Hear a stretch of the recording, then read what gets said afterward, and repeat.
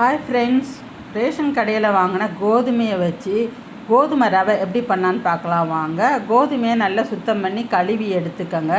நைட்டே ஊற வச்சுக்கோங்க. நான் 2 கிலோ எடுத்திருக்கேன். நல்லா ஊறிடுச்சு. இப்போ தண்ணியெல்லாம் வடிகட்டி அலசிட்டு ஒரு கனமான பாத்திரத்தில் இல்லை குக்கரில் ஒவ்வொரு கிலோவாக தனித்தனியாக போட போகிறேன். தண்ணி தேவையான அளவுக்கு ஊற்றிடுங்க.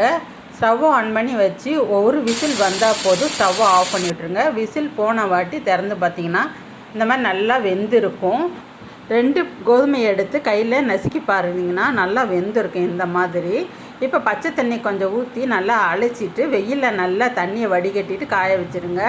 நல்லா காஞ்ச கோதுமையை வீடியோ எடுக்க முடியல, மறந்துட்டேன். மிஷினில் கொடுத்து ரவைக்குன்னு கேட்டிங்கன்னா இந்த மாதிரி உடச்சி தருவாங்க. இப்போ இதை சளிச்சிக்கிறலாம்.